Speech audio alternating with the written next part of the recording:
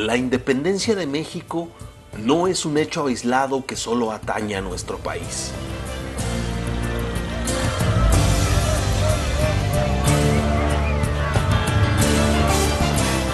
México fue parte de una convulsión global que se desbordaba en todo el mundo.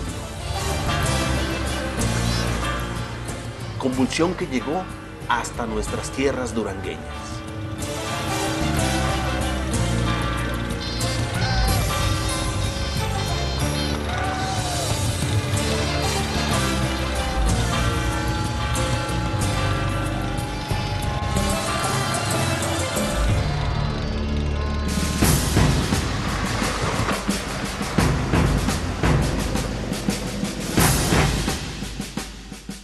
En Europa, el descubrimiento del Nuevo Mundo revolucionó la mentalidad del viejo continente, especialmente de la clase culta e intelectual. Nuevas ideas se estaban gestando una vez rebasada la autoridad de la Iglesia, la cual padecía una de sus peores crisis morales. El cisma religioso que Martín Lutero provocó en toda Europa, el despertar del espíritu del pensamiento autónomo y no del pensamiento impuesto por la Iglesia, además de la idea de conocer la verdad solo a través de la experimentación, indujo a que muchos científicos formularan nuevos conceptos en la estructura social, religiosa y política. Esto genera un clima de inconformidad y la generación de una corriente de opinión, una corriente ilustrada, porque es la época de la ilustración, una corriente ilustrada que permite entonces comprender de una manera diferente la naturaleza y el funcionamiento de las colonias respecto de las metrópolis. Y esto es lo que provoca en el mediano plazo la posibilidad de las ideas independentistas. Francia dio el primer salto y bajo todas estas ideas, Napoleón Bonaparte logra derrocar a la monarquía opresora. La primera revolución, la Revolución Francesa, daría inicio a todas las demás. Luego, con la Revolución Francesa y la ejecución de los reyes, de los monarcas franceses, comienza a fluir de manera muy intensa todo lo que está ocurriendo en Francia, ¿sí? Entonces eso alienta y calienta, digamos, el ambiente pro-autonomista, pro-independentista en América, no solamente en Nueva España.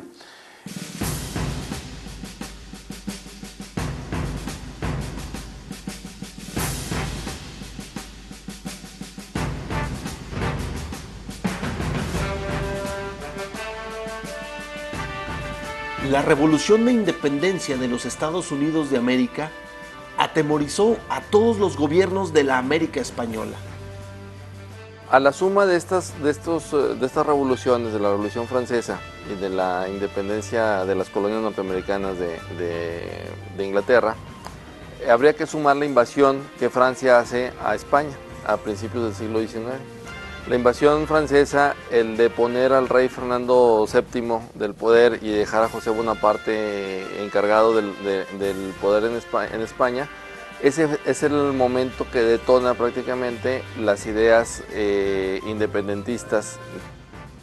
El momento de la libertad se acercaba y toda la sociedad oprimida comenzaba a prepararse.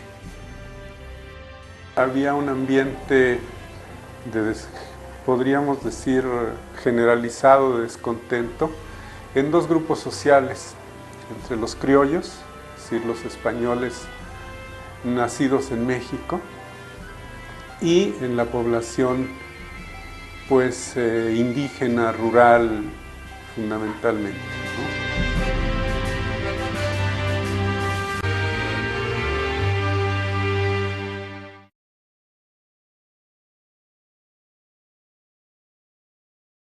Se está planeando un movimiento o están circulando una serie de inquietudes en todo el reino de la Nueva España con esas miras, ¿no?, con las miras de independizar a la Nueva España de España.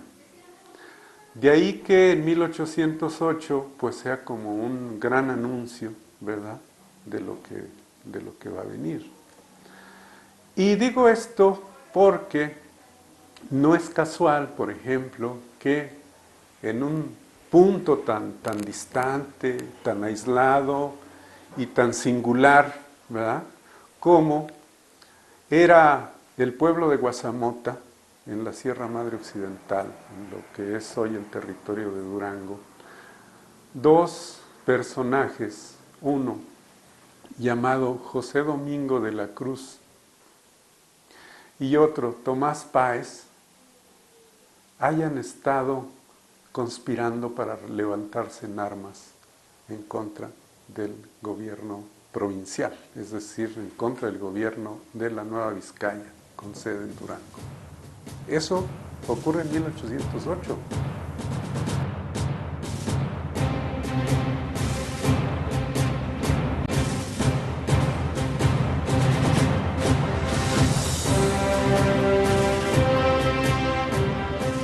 Tales brotes de disconformidad fueron producto de una conspiración que abarcó algunos pueblos del sureste del estado de Durango. Se reprime en estas expresiones en la Ciudad de México, ¿verdad? Todo es puesto en paz, y es hasta 1810 cuando inicia con Miguel Hidalgo la Guerra de Independencia. Este primer intento de insurgencia fue delatado. Sin embargo, muestra el primer interés de duranguenses para liberarse de la opresión española. Como ven, lo que ocurre en Durango no es cosa mínima, ¿no? O sea, ocurren cosas muy, muy interesantes.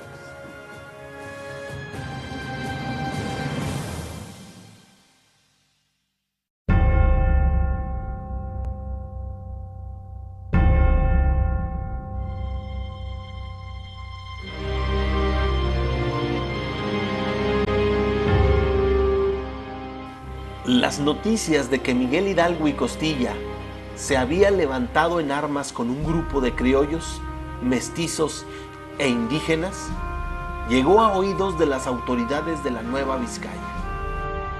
Efectivamente, se da a conocer rápidamente el manifiesto de independencia de Hidalgo, circula con mucha profusión. Sin embargo, en la Nueva Vizcaya no tenemos noticias de que haya circulado, salvo en la zona limítrofe con Jalisco y Nayarit.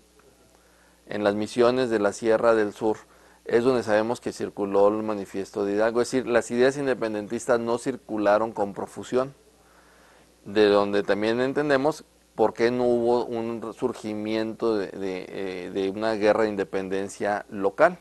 Y los pocos intentos que hubo de esta guerra de independencia local, pues fueron rápidamente sofocados porque teníamos un ejército que estaba preparado para eso.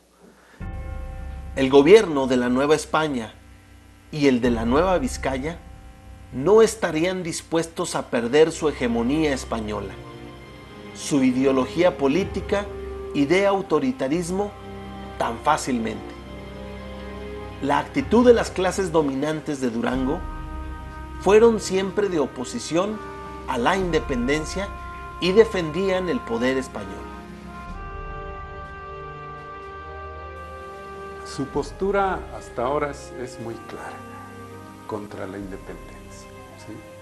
O sea, todo lo que huela a independencia es calificado de movimientos contra la religión y contra el rey, ¿sí? Entonces, ven amenazada la religión católica, ¿sí?, sus intereses, evidentemente, y un riesgo de que en el campo religioso todo se pierda por culpa de Napoleón, ¿sí?, o de los revolucionarios franceses. Y claro, de sus agentes, ¿verdad?, que son los revolucionarios de la proindependentistas. En el sur y en el centro del país era donde acontecía la fuerte lucha por la independencia que por momentos parecía perderse. La etapa más difícil en la lucha por la independencia aconteció en aquel momento en que Miguel Hidalgo y Costilla fue apresado junto con otros caudillos en Acatita de Baján, territorio de la Nueva Vizcaya. ¿Cuál específicamente es la actitud de la iglesia local, del obispado de Durango? Bueno, le toca en suerte buena o mala, yo no sé cómo lo hayan visto, de tener que hacer y seguir el juicio contra Miguel Hidalgo y sus acompañantes, contra los principales insurgentes, ¿no?, del movimiento de independencia. En Mapimí, Miguel Hidalgo estuvo prisionero. Después fue conducido a Monclova hasta llegar a Chihuahua, en donde fue encarcelado y fusilado. Otros acompañantes de Miguel Hidalgo no fueron conducidos a Chihuahua, sino a la ciudad de Durango. Todos se los llevaron presos a Chihuahua, y a esos 6 clérigos, por ser clérigos, los trasladaron aquí a Durango, menos a Hidalgo, por ser la cabeza. Ya el intendente urdió la forma de cómo deshacerse de ellos, de quitarles las investiduras. Ordenó que se trajeran aquí a este lugar. Les quitaron los vestidos y así desnudos los fusilaron.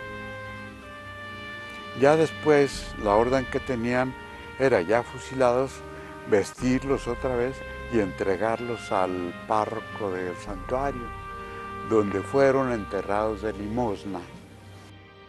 Todo esto, por eso la importancia de estos clérigos insurgentes, que tenían la idea de una independencia real para todos los mexicanos.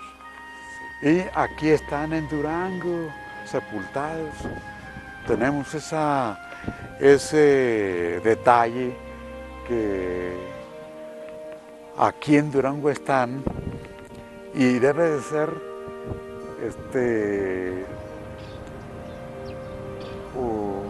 homenajearlos.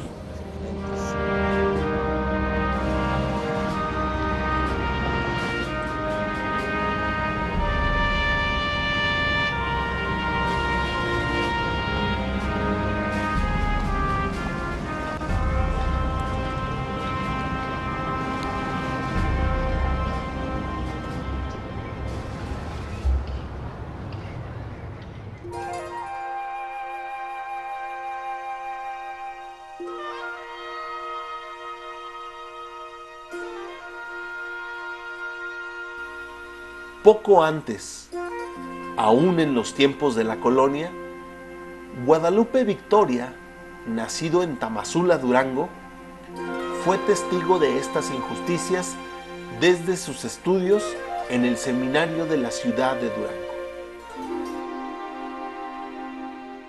El hecho de que estudiara en el seminario no quiere decir que fuera para sacerdote, era la única opción para estudiar en el seminario, para ser sacerdote o ser abogado. Él busca ser abogado, él se inscribe en el seminario aquí, hace sus estudios básicos en el seminario.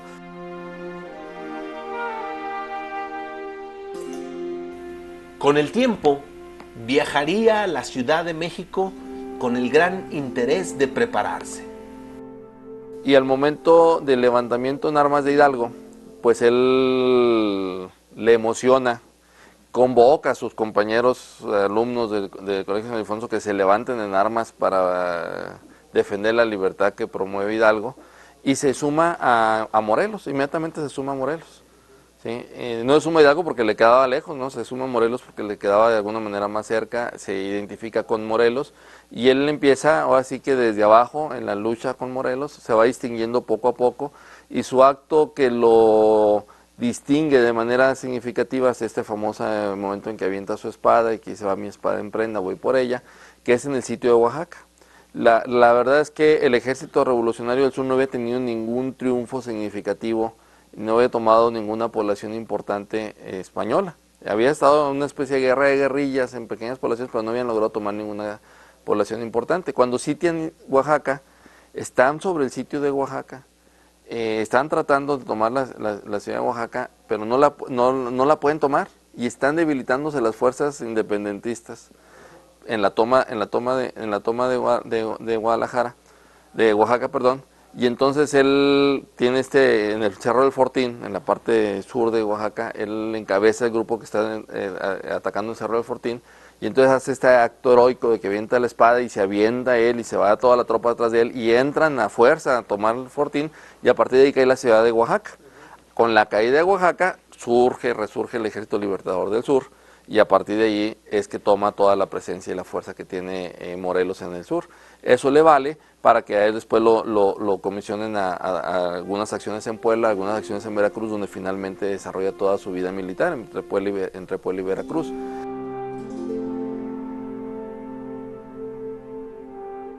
Después de que casi todos los héroes de la independencia habían sido asesinados, Vicente Guerrero, Agustín de Iturbide, Santana, Pedro Celestino Negrete y Guadalupe Victoria continúan la guerra de independencia hasta lograr expulsar al gobierno español. No deja que se muera la guerra de independencia. La guerra de independencia, hay que decirlo en términos generales, tiene 3 momentos. El levantamiento de Hidalgo, que empieza en 1810 y termina en 1811 con su muerte, y prácticamente sofocado en el centro del país. El levantamiento de Morelos, que empieza en 1811 y termina en 1815, que termina prácticamente con la muerte de él y todos los demás cabecillas. Y el movimiento propiamente dicho de independencia, que encabeza Guerrero y Iturbide, que empieza en 1820 y termina en 1821. ¿Sí? Son los 3 momentos y son 3 momentos diferentes. Bueno, el único que permanece a lo largo de todo este proceso es Guadalupe Victoria. Guadalupe Victoria le da permanencia al movimiento de independencia, de una manera muy local y muy focalizada, pero es el único que permanece. Y eso es uno de los elementos que hace que cuando se crea el triunvirato, una vez establecida la independencia, se establece el triunvirato en 1821, pues él sea uno de los invitados a formar parte del triunvirato. Y después, cuando termina la vida republicana, la vida monárquica, cuando establece la monarquía con Iturbide y termina es depuesto Iturbide como monarca y nace el Estado federal, pues es llamado él a ser el primer presidente de la República. El poder español de Durango resguardaba la ciudad con 800 soldados al mando del coronel Bracho. Muy pronto llegaría el ejército insurgente al mando de Pedro Celestino Negrete.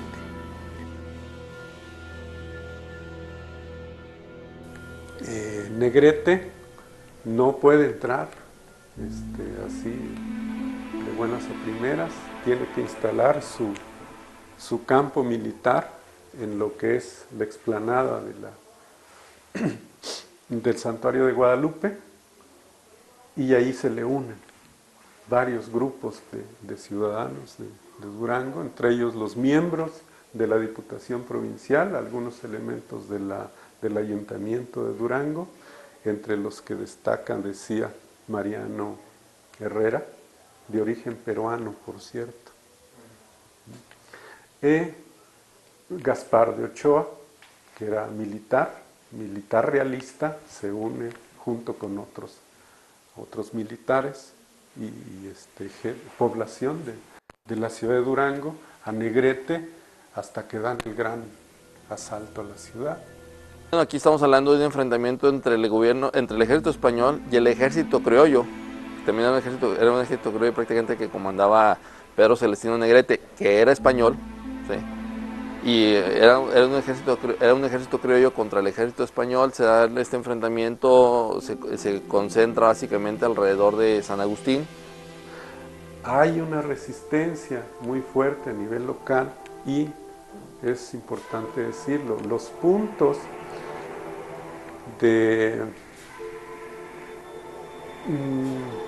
defensivos más importantes, ¿sí?, en la ciudad de Durango son la catedral, ¿sí?, el templo de San Agustín, templo y convento, porque todavía estaba el convento, templo y convento de San Agustín, la casa del obispo. Dense una idea quién estaba a favor, pues, de conservar el régimen colonial en Durango. Ahí está, ¿no?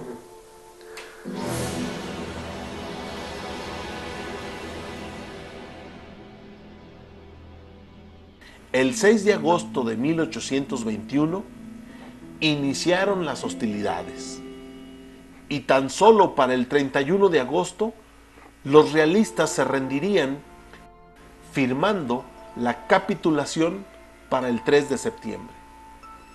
El día 6, Negrete entró a la ciudad, acto que consumó formalmente la independencia en la Nueva Vizcaya y por fin en toda la Nueva España. Muy pronto, la República Mexicana.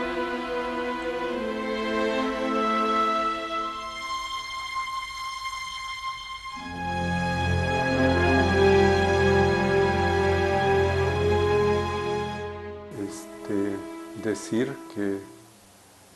que es tal vez el último punto, el penúltimo punto de la resistencia realista en la Nueva España. Se ha hablado que Durango es la última batalla de la independencia. Es la última capital, la última batalla en la capital, no es la última batalla por la independencia, todavía hay muchas más después de Durango, pero es la última batalla en la que cae una capital de una provincia.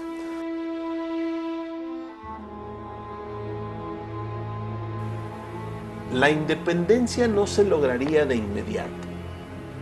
El rompimiento de México con la corona española traería mucha inestabilidad económicamente.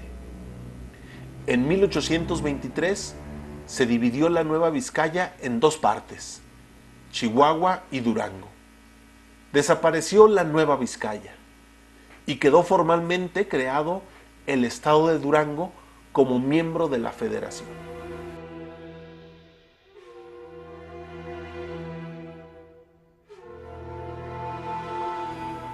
En las primeras elecciones resultó electo Santiago Baca Ortiz, un liberal quien tomó posesión el 1 de octubre de 1826.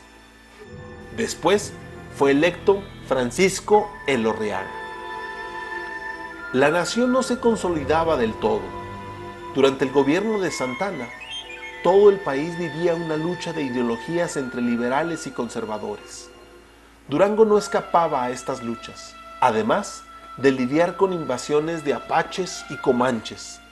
El gobierno centralista apoyó a Durango en estas luchas. Sin embargo, el fracaso de este gobierno se manifestó en la unión de Texas a los Estados Unidos de América. Muy pronto, en 1847, el ejército del norte invadiría Durango, hasta que se firmaron los acuerdos y el ejército de los norteamericanos se retiró. México había perdido Texas, entre otros territorios. En Guerrero se proclamaba el Plan de Ayutla, que provocaría la caída de la dictadura de Santana. Durango se le unió y como consecuencia del triunfo de este plan, José María del Regato asumió la gobernatura. José María del Regato fue un ingeniero nacido aquí en Durango en 1800, si no me equivoco, y él fue varias veces gobernador del estado. El estado de Durango tuvo un primer congreso constituyente en 1825, que hace sus funciones del 25 al 27, y luego hay un segundo congreso constituyente que hace funciones del 27 al 29. Él es miembro del segundo congreso constituyente, que le toca, bueno, todo este periodo de la vida del nacimiento de la república, que no fue fácil, de la vida republicana, que no fue fácil.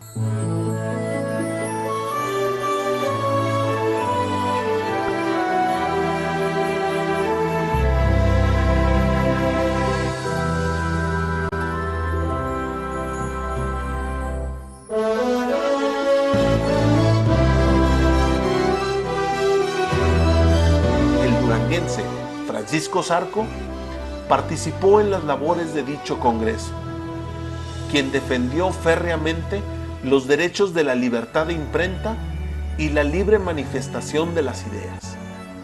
Además, fue un liberal radical que dejó honda huella en las luchas por la reforma. Zarco es un autodidacta, también liberal, de formación liberal, que nace aquí en el barrio de Analco, y como autodidacta él se interesa por las leyes, se interesa por la protección de la sociedad, por acciones comunitarias a favor de la sociedad, pero fundamentalmente por el periodismo. Y él empieza a escribir, él se va a la Ciudad de México, él se va a vivir a la Ciudad de México, intenta estudiar en el Colegio San Ildefonso, sin embargo, bueno, pues él termina teniendo una formación totalmente autodidacta, y es un director del periódico del siglo XIX, es el director del periódico del siglo XIX, que es el periódico más importante del siglo XIX, de ese siglo, y desde el cual se impulsa una lucha muy fuerte a favor del federalismo, a favor de las ideas liberales contra los conservadores, y después a favor del federalismo. Es electo como diputado por Durango en el Congreso Constituyente de 1857, y él se destaca por ser uno de los principales redactores de la Constitución del 57. No solo es diputado en el Congreso, sino es redactor de la Constitución del 57. Leal a Juárez, cercano a Juárez, pues él sigue a Juárez y apoya a Juárez a lo largo de su lucha en la invasión francesa, y un poco tiempo después muere Francisco Zarco.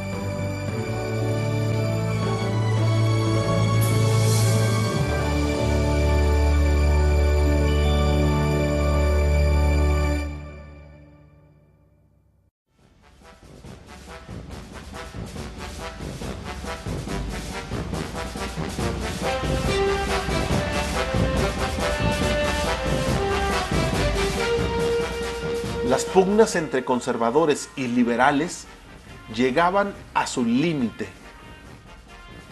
dando origen a la Guerra de Reforma, en donde Benito Juárez había asumido la presidencia por mandato constitucional. Sin embargo, los conservadores lo desconocían.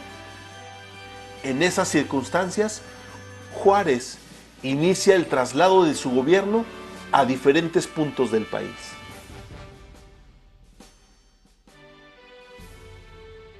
La intervención francesa obedece a una serie de conflictos económicos que tenía México, derivados desde su guerra de independencia con España, con Inglaterra y con Francia. Y es un pretexto para, bueno, invadir el país, poder llegar a invadir el país.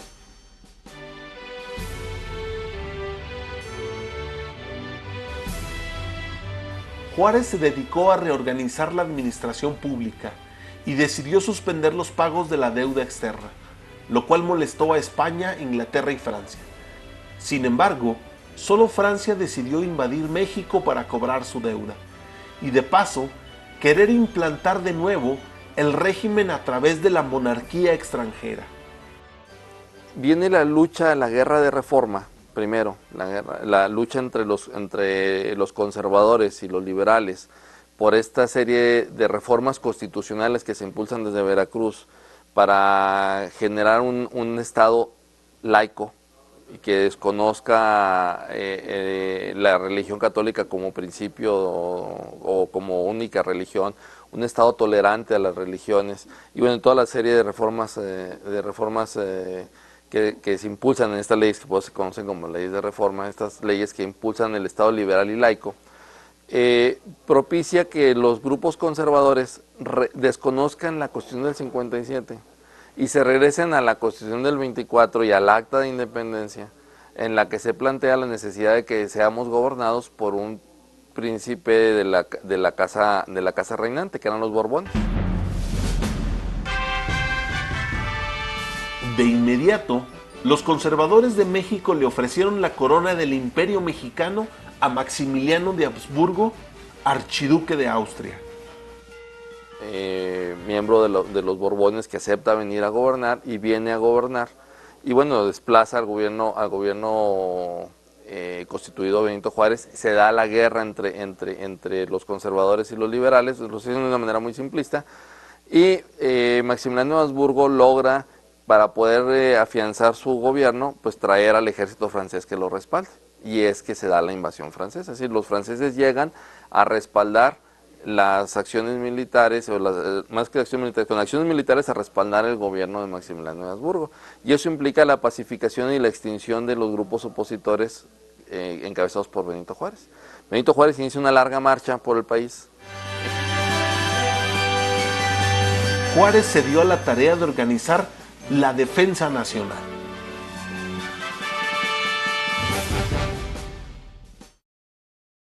Mientras tanto, el ejército francés va avanzando paulatinamente en sus posiciones. No hubo resistencia al ejército francés en Durango. El ejército francés llegó y tomó la ciudad de Durango. Aquí vivían a gusto bailes y fiestas, y lo recibió la alta sociedad con vítores aquí al ejército francés. Finalmente, una sociedad conservadora pues recibe al ejército representante del gobierno conservador, y es bien recibido aquí en la ciudad de Durango.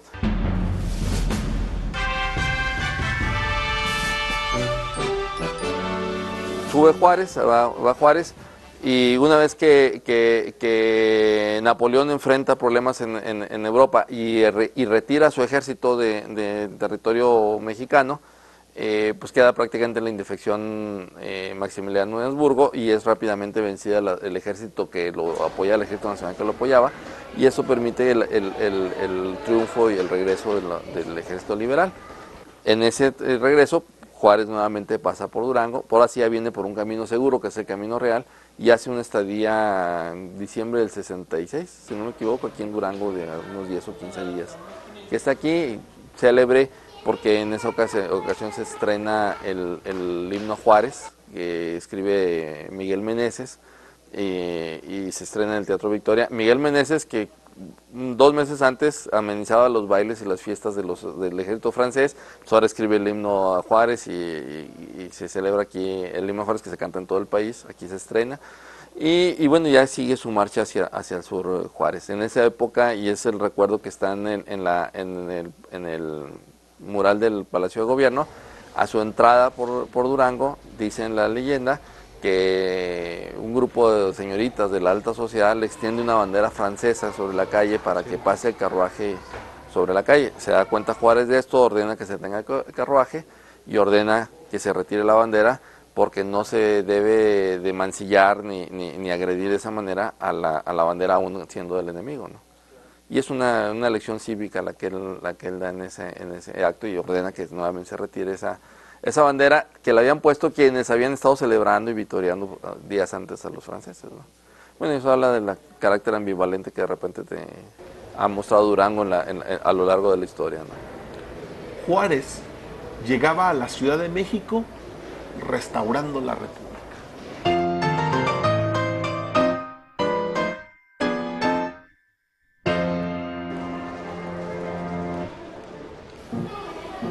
En Durango emergió un periodo de paz, tranquilidad y progreso bajo diferentes gobernadores.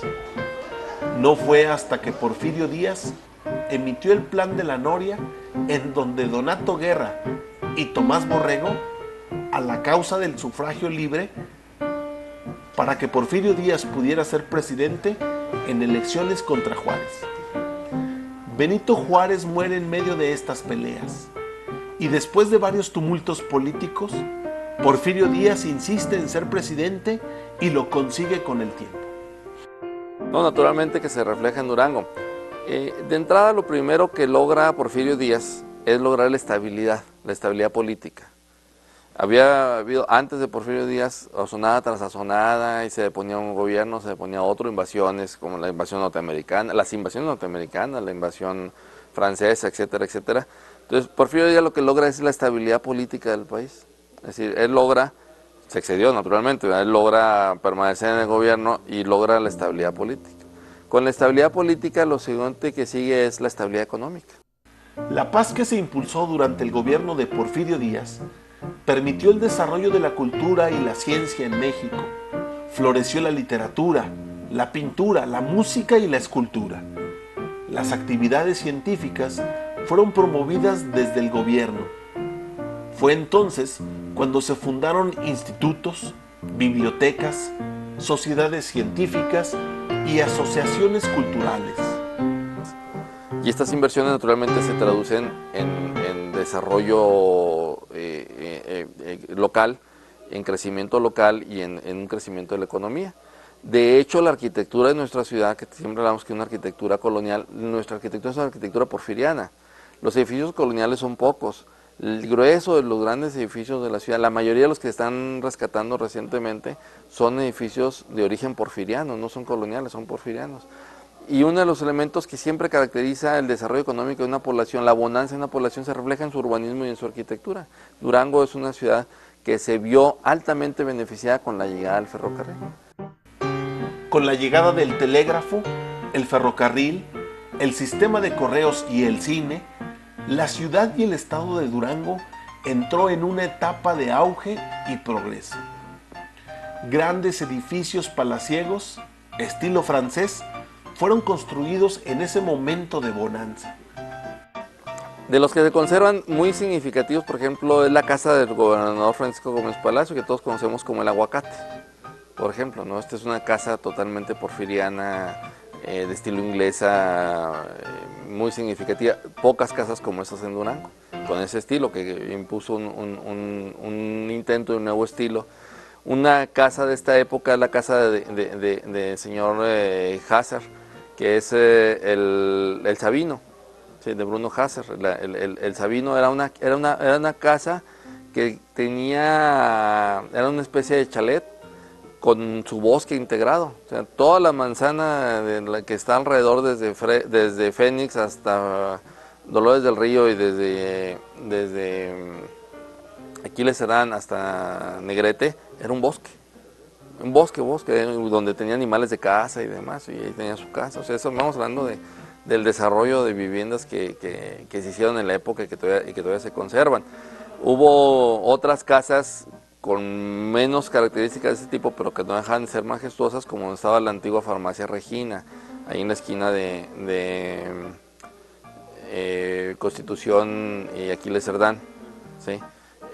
Una casa de 2 pisos, o sea, la anexa de un lado también una casa similar de estas mansiones palaciegas. La casa donde actualmente despacha el presidente municipal, contra esquina del Aguacate, es otra casa porfiriana de la época. Y bueno, frente a la Plaza de Armas, en la calle Juárez, se conservan 3 o 4 casas porfirianas de la época.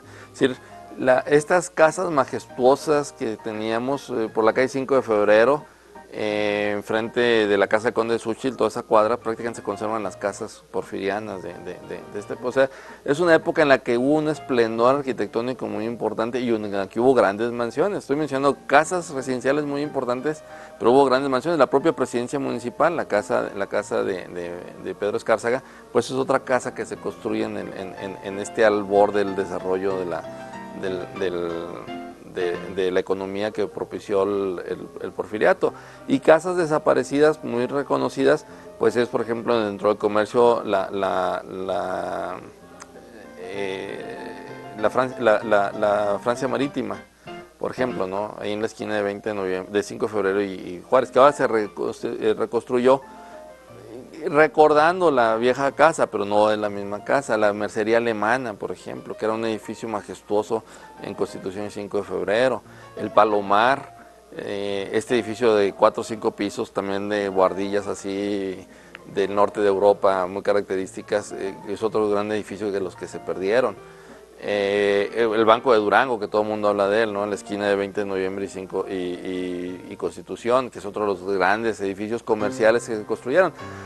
Se hicieron edificios tanto para el comercio de las magnitudes de las que estamos hablando, como casas de la magnitud de las que estamos hablando. O sea, esa fue parte de las características de este desarrollo porfiriano que tuvimos. Siempre que hay un boom en la economía, se refleja en la arquitectura. Hubo otro boom cuando la reforma borbónica, que lo mencionamos muy brevemente, pero bueno, esta reforma pues se tradujo en la casa de Conde de Xúchitl, en la casa de Zambrano, en la casa que todo el mundo llama como el Mesón de Zambrano, pero bueno, que no era tal, era una casa de habitación en 20 de noviembre y Zaragoza. O sea, grandes mansiones también de carácter colonial que se desarrollaron alrededor del boom de la minería que provocó la reforma borbónica. el Cerro del Mercado, se explotaba como nunca antes y dio lugar al establecimiento de la ferrería a un lado del río Tunal. Lerdo y Gómez Palacio fortalecían la relación con Torreón, Coahuila, y juntos desarrollaban en la laguna una fuerte industria textil que se expandía hasta la capital. Existía el Banco de Durango y se inauguraba el tramo de ferrocarril de Durango a la laguna. En el ámbito de la educación se destacó el profesor Bruno Martínez por impulsar esta labor de formación de educación básica. La enseñanza secundaria ya se impartía en el Instituto Juárez, el cual albergaba una biblioteca con más de 5.321 volúmenes. De igual manera, el arte popular buscó en la cultura un elemento para plasmar sus composiciones y expresarse, y así se lograron muestras del arte mexicano de todas sus regiones que fueron exhibidas en el mundo entero. Numerosos personajes duranguenses comenzaron a relucir en el ámbito nacional e internacional. Alberto M. Alvarado, Benigno Montoya Muñoz, arquitecto, escultor y pintor. Ricardo Castro, músico, entre muchos otros. No obstante, a pesar de que la política de Porfirio Díaz favorecía en gran parte la inversión, era más en la inversión extranjera. Además que las circunstancias externas ya no estaban de su lado. Bueno, uno de los problemas principales que se enfrentan es el crecimiento cada vez mayor de los campesinos en condiciones paupérrimas económicas y sociales de desarrollo frente a la riqueza acumulada de unos cuantos. O sea, hablamos de estas grandes mansiones que denotan la riqueza acumulada de unas cuantas familias que tenían el poder del comercio, de la minería, del transporte, de la agricultura, y que aprovechaban la fuerza en la mano de obra de las clases populares que, bueno, pues estaban cada vez más limitadas en cuanto a sus capacidades económicas. Porque veía que muchos tenían muy poco, que pocos tenían mucho y que habían muchos que no tenían nada. Entonces, por eso se lanza él a la revolución en compañía de sus hermanos.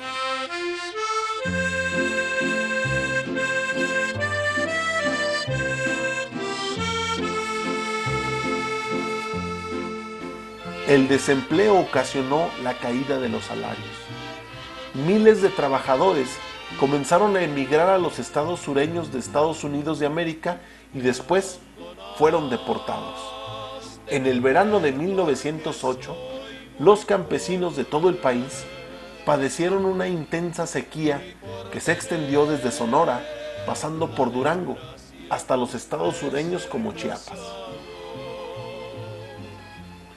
Todo lo anterior ocasionó un serio descontento popular contra la persona de Porfirio Díaz y sus allegados, a quienes el pueblo veía como culpables de la catástrofe económica del país. ¿Qué voy a hacer si yo soy el abandonado? Yo en una ocasión le pregunté a mi padre que por qué se había lanzado la revolución. Y él me dijo, pues yo oía que bola contra Porfirio Díaz y bola contra Porfirio Díaz. Esta contestación es de tipo festivo porque así era él, muy festivo para platicar. La revolución también tiene un origen de carácter político, la protesta de Madero ante el desconocimiento de su elección como presidente de la República. Se nos olvida que Madero era un hacendado agrícola de Coahuila, y bueno, es el elemento detonador para que se dé un levantamiento social que busque la reivindicación de las clases más desprotegidas, que finalmente es en lo que se tradujo la revolución a partir de 1913, una reivindicación de las clases sociales desprotegidas.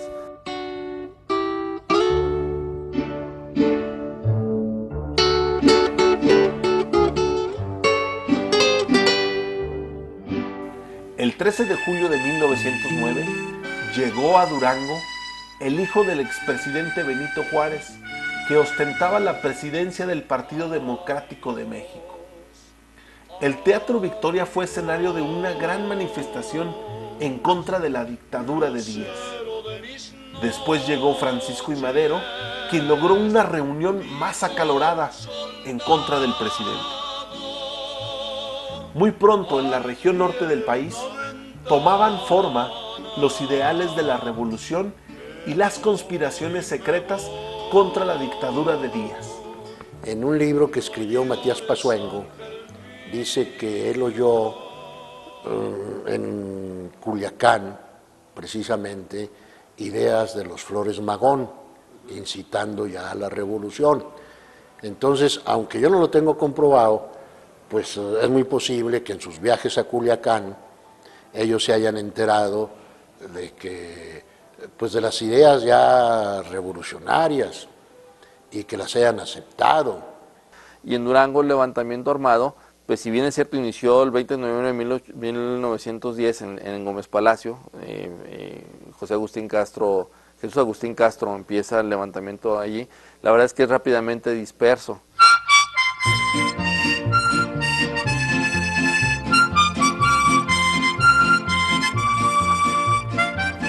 La independencia de México se había transformado en un vaivén de diferencias políticas ideológicas de formas de gobierno. Lejos quedaban las guerras de independencia contra los extranjeros. Después de 100 años, ya no se hablaba ni de la conquista ni de la colonia. La batalla ahora era entre nosotros. Se asomaba una gran sacudida, una revuelta, nuestra revolución, la Revolución Mexicana.